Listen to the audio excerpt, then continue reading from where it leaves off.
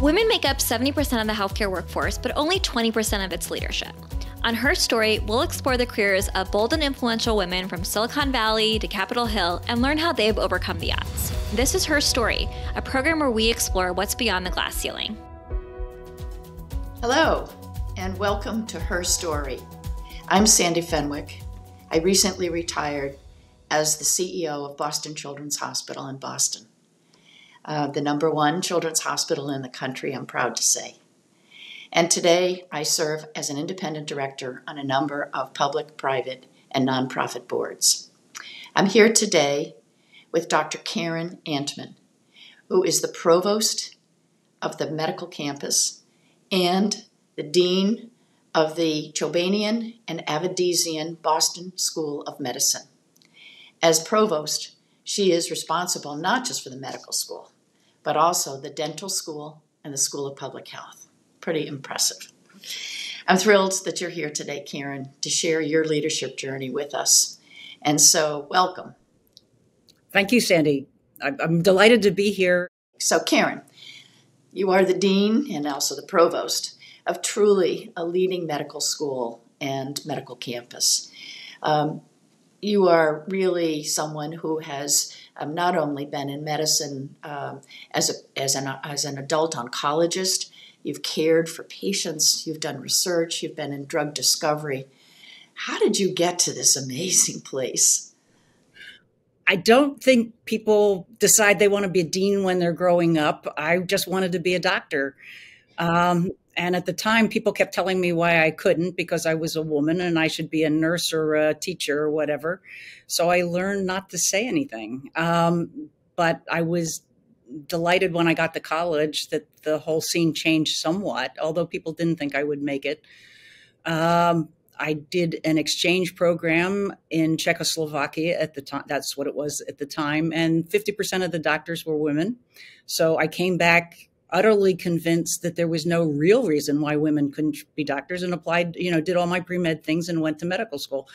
And then medical school at Columbia University in New York City they had women full professors whose kids were full professors. So they had women in leadership positions for a long time.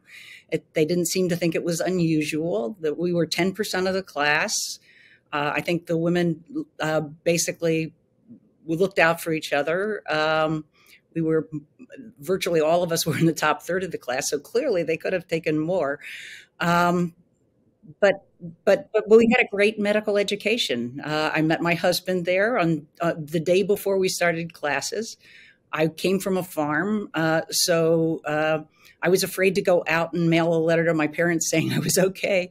And he said, "Oh, I'm from New York. I'll mail it for you."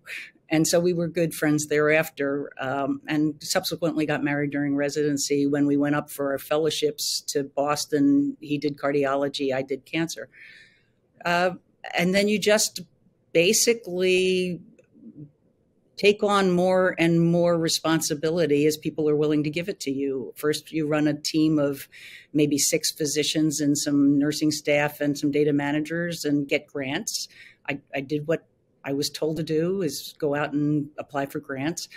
And you get progressively larger budgets and responsibility. And that's how I went from running a program to running a division at Columbia to running a cancer center at Columbia to going down to the NIH as the deputy director and then as dean at the medical school. So each step was a learning curve. Karen, that is just incredible. I always like to ask, what were some of the attributes that you personally brought or skills you brought along your journey? And then what did you have to learn? What did you have to pick up along the way, embrace, and basically embody in terms of your approach, your leadership skills, and the like? Well, first of all, I have to credit my parents who didn't treat me differently because I was a girl. If you grow up on a farm, there's plenty of work to do. And when I was 10 years old, I was driving a tractor and a truck on the farm because you can do that legally. It's somewhat dangerous for farm kids. But I wasn't treated differently than my brothers. So it didn't occur to me that there was a problem until a bit later. I think I was curious from the beginning. My family always said that I asked way too many questions and I shouldn't do that. But how does that work? Yeah, how does a boat work? How does a treehouse work? I was just always curious. And we made boats and tree houses, and the parents would come home at the end of the day, see what we did, and dismantle it because it wasn't safe. But we had the opportunity to try these things and to see what worked and then kind of got some supervision on what was safe. But the curiosity, I think, is the thing that you absolutely need in this field. You just have to really be curious and keep looking for the answers, which makes going into medicine and research really very satisfying. I think that I like people. I went into oncology because you have close personal relationships with your patients. You see them like every day or every 3 weeks or something like that. It's not like other specialties where you don't have a relationship with your patients. It's a very close relationship with your patients. So I like people, and I like the staff too. So we had a team that worked. We wrote lots of papers together, and that actually, works to get you promoted and get you your next grant.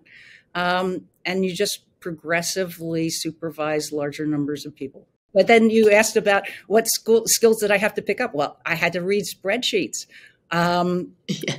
So I remember when I moved to Columbia, they gave me, quote, their best administrator, because they realized I was totally green. And that person taught me a lot about spreadsheets, a fully loaded budget versus a marginal budget. You can always add another student, another fellow, or whatever marginally, and it doesn't cost you much. And then suddenly you cross the threshold where now you have to add another teacher, or you have to add a lot more expenses and that's the fully loaded budget. So I really needed to learn spreadsheets. The other thing that I needed to learn was building. These are things they don't teach you in medical school. I have a slide when I give a talk on how to thrive in health sciences, because it's both for PhDs in medical schools, what they don't teach you in graduate school. And that's when you get into a leadership position, the first thing you're going to be doing is renovating space. So you kind of have to learn that. And then we built a building down at Columbia for the Cancer Center. And so we went out into New Jersey and visited pharmacy companies that had labs and universities that had labs. And we had great architects and things like that. But we worked to program it so that it would be the best possible place for people to work, thinking very carefully about light. And who was actually there 24/7, like the graduate students, so that maybe they got the offices, or you put the labs where the light was, not where the senior people got the offices. So it was fun to figure out how to build a building that would actually, that you could recruit into, that would be state of the art and people would want to work in. So that certainly was helpful. I think I had a certain naivete. I could tell that some people would write me off, and I couldn't understand why. I thought maybe it was because I came from a small liberal arts college. I wasn't Ivy League or whatever. It didn't occur to me that it was because I was a woman, although I can see it in retrospect. But there were some people who were looking out for me because I was a woman, and there were some people who would write me off because I was a woman. But it made me actually work harder because I was going to prove them wrong. So that is exactly what I was going to ask you. You clearly were among the few women, 10% of women in your class. Probably as you went into your subspecialty, even fewer women. And you stayed in academic medicine. And again, many fewer women in academic medicine, especially in leadership positions. What were some of the challenges that you faced? You did talk a lot about some wonderfully supportive people who really embraced you as a woman and supported you as a wife and mother. But I'm sure you also had many, many challenges as a woman and going through and now reaching really one of the pinnacles of your career. You are also a member of the National Academy of Medicine. You're not only the dean, you're the provost. So you are, you have an exalted position in an extraordinary place. But that wasn't an easy journey. Well, I'm lucky because I have a really interesting job. I keep telling people it's not boring. You come to work, you think you have a schedule. By the end of the day, it's changed completely. You discover a fire over here, or you have to fix something over there, and everybody in the office is pretty flexible around the needs that we have to fulfill. I think that one of the first challenges was dealing with sexual harassment. I basically, again, I was kind of naive and I didn't know what was going on, and I was kind of played dumb. I didn't understand and just kind of, but I think that we have to protect other women. I think that there's particularly issues at national meetings. And I know that some professional organizations now have groups of women who, when they're being harassed by someone, and they don't want the person to know, you can't say, it's difficult to say no if that person's very powerful in your profession. And so these groups have an organization that goes and walks up to the young woman, if there's an app or whatever, and if she hits the app, somebody will walk up to her and say, "Oh, you're late for a meeting," and pull her out of the situation without letting the other person know that you know what's happening. So I think that we really do have to, at meetings particularly, protect people, and we can have these strategies. There were 3 women out of about 25 on the board of one of the professional organizations that I served on. And we found out very early that one of us would say something, it would be discounted. 10 minutes later, some guy would say the same thing, and all of a sudden it was brilliant. So we started doing this on purpose. As soon as the rep from another university who was female said something that I thought was pretty smart, I would say, "As so-and-so said," as Dr. Smith said, and reinforce it so that it couldn't, and I would say how nice, how smart it was. And the third woman would do the same thing, and then they couldn't discount it, and it couldn't be, it couldn't be attributed to somebody else. But I still see this. I go to meetings and I still see this, and I call it out and I have the example of the dean at Columbia who, when somebody would do that, he would literally say, "She just said that." And he gave the woman credit for having said, he called it out immediately when it happened. And I just do that. I say, "She just said that."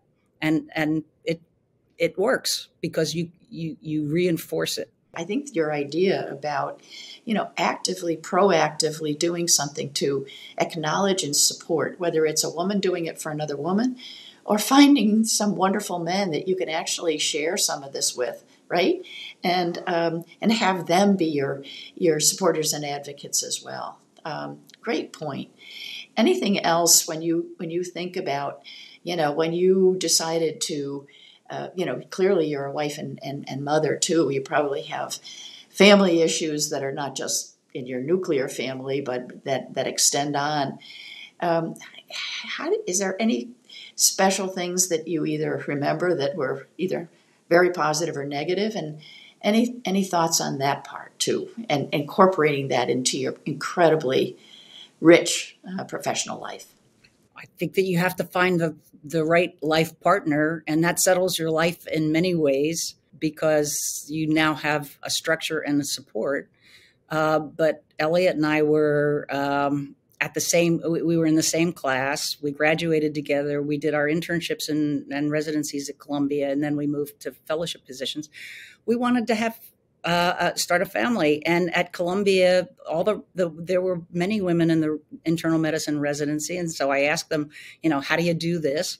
Is it a problem? And I was told by several of them, if that's what you want to do, then you just do it, which is what they did. And it was expected that if you were a resident and you were married, and that you would want to start a family before you got to be too old, so that it wouldn't be possible. And we passed the baby nurse amongst the residents, so our baby nurse was literally somebody who had been another resident's baby nurse when she had her baby and then moved out of the neighborhood, and we got the baby nurse.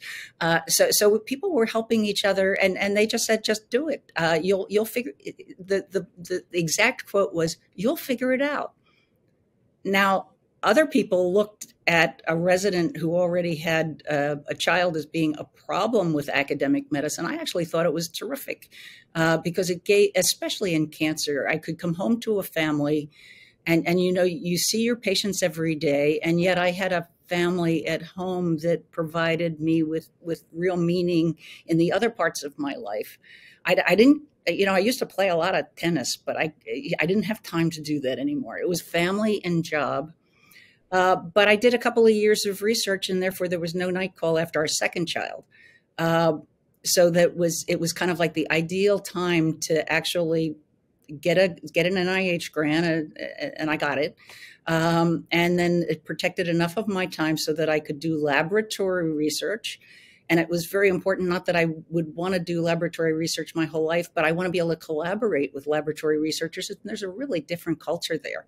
So it was really important to have done that and gotten some Cell paper, a couple of great papers early in my career, collaborating with PhD scientists. And I still think that that's really important for MD faculty to do.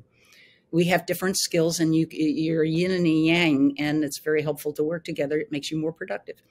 So I was basically just coached by the older women. There weren't very many, and I was delighted to see them, but they were perfectly happy to talk to me. When I got my first job, I sent my job offer off to somebody who was already a cancer center director at another institution. I meant when I got my first senior leadership job. And she looked over the offer letter and said, well, you should ask for this and whatever, but it's a good letter because they're giving you things you're not even asking for. That means they want you to succeed. Wow. What an observation. Yes. And I keep doing that. So now when we hire people, I make sure that they have what they need, even if they didn't ask for it. And I hope they have the same reaction to it. They must want me to succeed because they know what I need, even if I don't. So Karen, what you described is what, we think as we all moved into higher level positions, what we need to think about as we look out across whatever organization, company, whatever we have, or even in our private lives when we do, professional mentoring or whatever. Because I think that what you're talking about is, what we should give as advice, not just to up-and-coming, aspiring women, but accomplished women and what their responsibility is. And that's what I'm hearing you also talk about, what you're doing now because you saw it and it was so important for you as you were moving in your journey. Play it forward. And one of the wonderful things about academic medicine is that it's international, and because of the cancer people I was doing some sarcoma work, and that's a very small community, and you can't do clinical trials in sarcoma with just yourself. You've got to have national and international collaborations to get enough patients. So I got advice from people in Europe, and one of the French professors said, you have to not only be fair, but appear to be fair. That was a really good piece of advice. So people are willing to help along. Oh, and another person told me you always have to send back the ferry. It means if once you get to the other side, you have to send back the ferry for the other people, and it's your obligation. So they were giving me these expectations, and they were very happy to. People like to tell you how to succeed, and listen. So true. Any other advice you would give to aspiring women or women who are, in their journey? A big one is that first of all, you have to establish your independence. You can't keep your mentor on your papers. Some mentors want to stay on your papers because that gives them more publications. But if they're a full professor, there's no benefit to them particularly. So you do have to establish an independent body of work that you are known for, and people say, well, how do you travel with little kids and give talks? Well, we used to take them along. So most of the time, we would arrange to go to a meeting together. He would give cardiology talks. I would give cancer talks. If somebody invited one of us, they kind of got both of us. And we took the kids. And the outcome of that was that the kids really like to travel today. They're both physicians. They both married physicians. And I think that they had a global exposure in childhood that wasn't so terrible. And so when I was giving my talk, he would watch the kids. If he couldn't go along, I took my mother-in-law. She thought this was great too.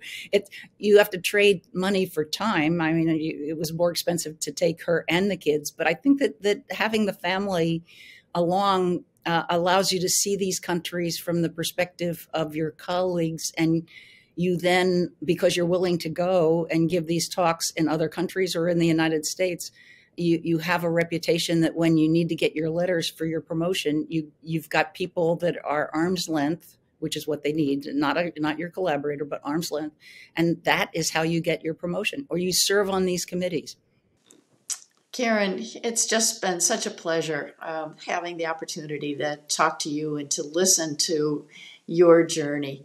Any other parting words of wisdom or any other funny vignettes or interesting stories that you would like to just end with? I think that we just graduated one of our best classes because they had COVID for 2 years. Nothing was standard. They flexed, and they became and were really creative, I think, in a way that other classes didn't have to be. And they learned emergency management in a way that other people didn't. So I think that by virtue of basically having to deal with problems, you become a better doctor, a better leader, a better family member. It's experience. That is fantastic. I think you're absolutely right. I think this unfortunate time period has taught us so many lessons, personally and professionally. And I agree with you that, this has probably been one of the most unfortunate but incredible learning experiences for all of us, but also for people who are going to have to be, who want to be leaders and who have to figure out on the spot how to assess, how to reassess, how to deal with too little information, changing information, and yet moving forward, right? Nobody was an expert in COVID. Therefore, our junior faculty didn't have to compete with senior leaders in a field that was already established. And so the junior faculty had a tremendous advantage. And I keep telling them, find a field that's new. For me, it was bone marrow transplant, which was new at the time. But for them, COVID leveled the playing field for junior faculty. And therefore, lots of them wrote lots of papers. Karen, what a joy to have had an opportunity to talk to you today. I've enjoyed it, as you can tell, Sandra, and thank you for doing this, because I think it's really important that women see that it's not only possible but fun.